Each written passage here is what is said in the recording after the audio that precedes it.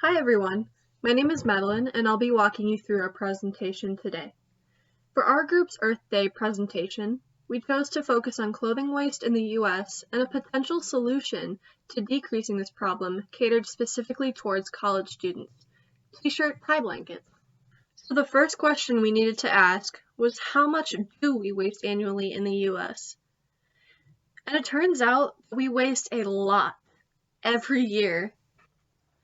To give you some sense of this magnitude, since 1960, waste has been increasing steadily. Textile waste was 6.3% of the entire 267.8 million tons generated by the US in 2017, totaling 16,890,000 tons, or 33,780,000,000 pounds. That fact displays how big the US footprint is when we produce clothing. But what about the actual industry itself? According to Statista, an online statistics portal, retail sales in clothing stores in the United States regularly exceed $15 billion on a monthly basis. In December 2017, US apparel retail store sales amounted to $23.3 billion. The U.S. apparel market is projected to value $390 billion in 2025.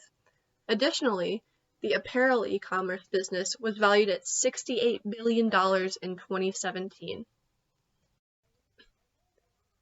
So far, we've focused on the broader picture of American textile waste. This can be hard to conceptualize, so let's just focus on what goes into making a single t-shirt and its environmental impacts. It takes 2,700 liters of water to produce a single shirt. This is equal to 30 bathtubs of water.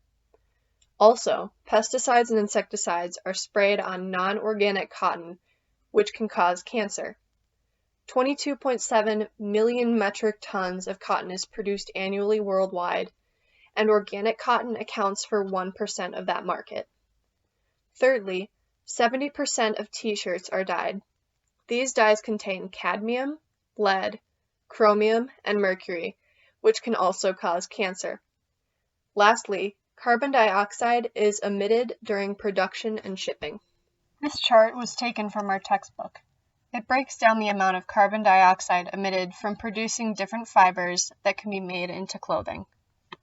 Let's delve into the environmental impacts of t-shirt production.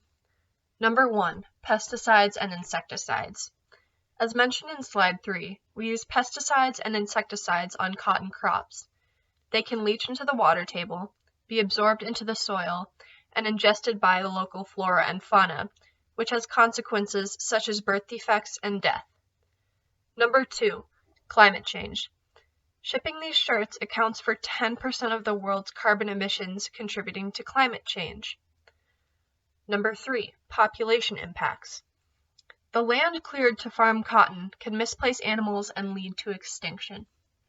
Number 4, soil quality. Intensive cotton production can degrade the quality of the soil. Number 5, fiber degradation.